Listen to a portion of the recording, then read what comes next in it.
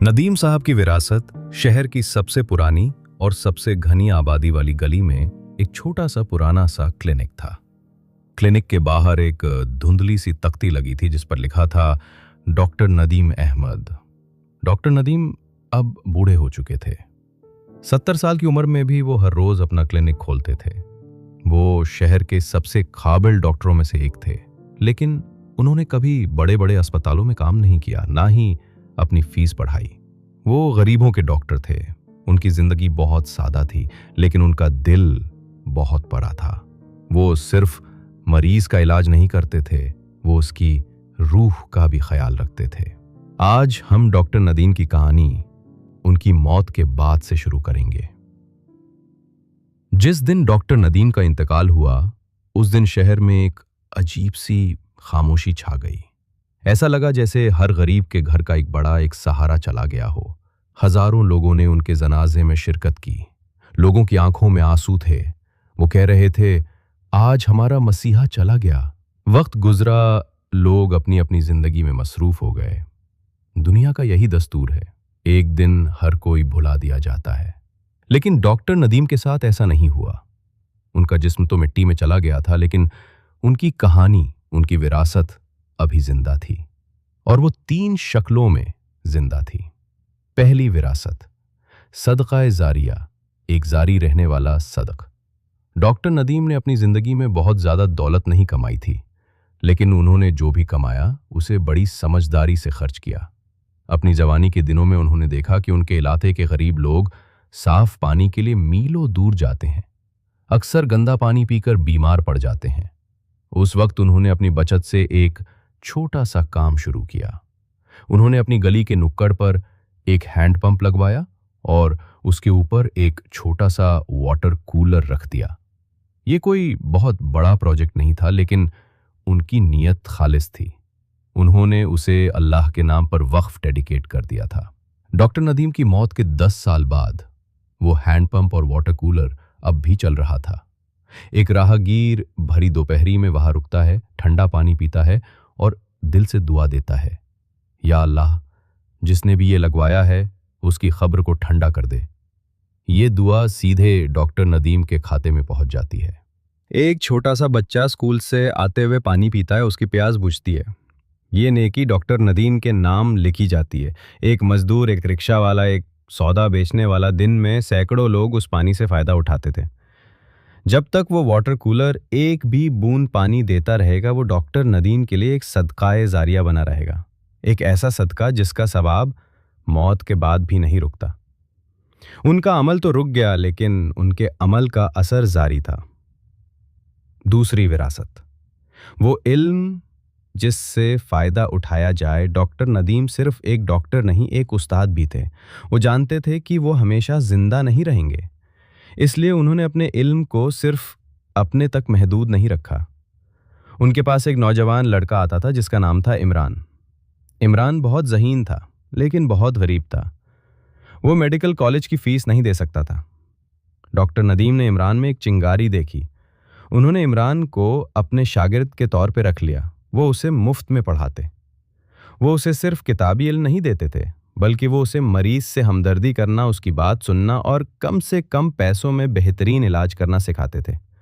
उन्होंने इमरान से कहा था, बेटा, डॉक्टर बनना सिर्फ एक पेशा नहीं, एक इबादत है।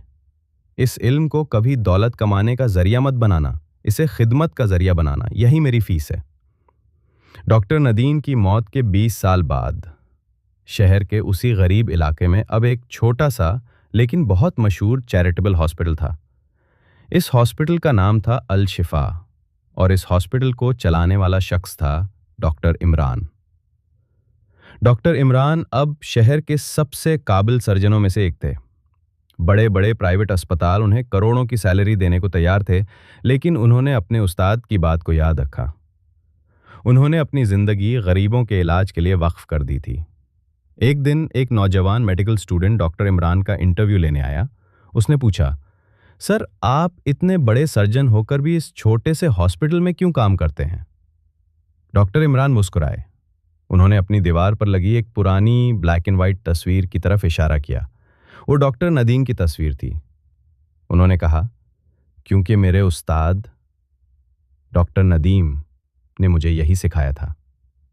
उन्होंने मुझे जो इल्म दिया वो आज हजारों लोगों की जान बचा रहा है। मैं जो भी ऑपरेशन करता हूँ, जो भी मरीज ठीक होता है, उसकी हर दुआ का आधा हिस्सा मेरे उस्ताद की रूह को पहुंचता है। डॉक्टर इमरान ने आगे कहा, और मैं अकेला नहीं हूं। उन्होंने बताया कि उन्होंने भी डॉक्टर नदीम की सुन्नत को जिंदा रखा है।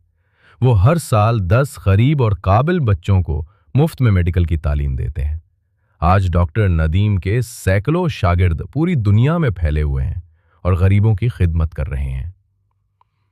वो इल्म जो एक दिन डॉक्टर नदीम ने इमरान को दिया था, अब एक दरख्त बन चुका था जिसकी हजारों शाखें थीं और हर शाख से लाखों लोगों को फायदा पहुंच रहा था। ये था वो इल्म जिससे फायदा उठाया जाए, जिसका सवाब मौत के बाद भी नहीं रुकता। तीसरी विरासत, नेक औलाद जो उसके लिए दुआ करे। डॉक्टर नदीम का एक ही बेटा था, सलमान।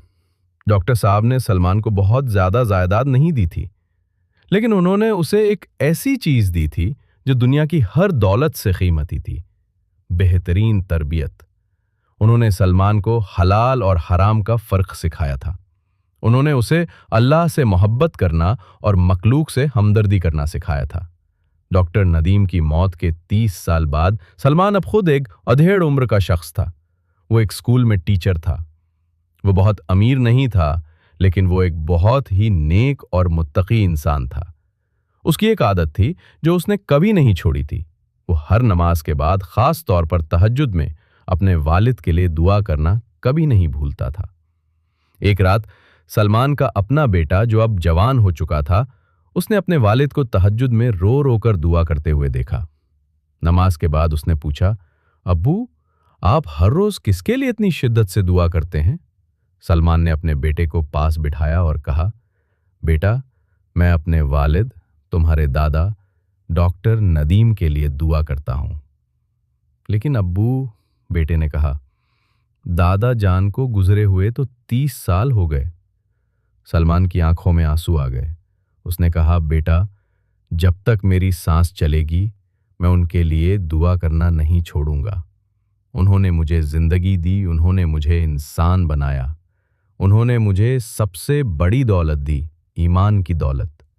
अब मेरा फर्ज है कि मैं उनके लिए अल्लाह से मग़फ़िरत और रहमत की दुआ करता रहूं।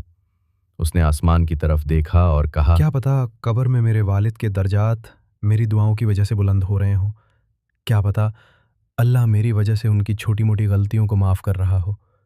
ये थी डॉक्टर नदीम की तीसरी और सबसे कीमती विरासत, एक नेक औलाद जो उनके लिए दुआ कर रही थी। तो कहानी ये है कि जब डॉक्टर नदीम का जिस्म दुनिया से चला गया तो उनका अमल का खाता बंद नहीं हुआ। एक नेक बात को आगे बढ़ाना भी सदका है। तो लाइक, शेयर और सब्सक्राइब करना ना भूलें।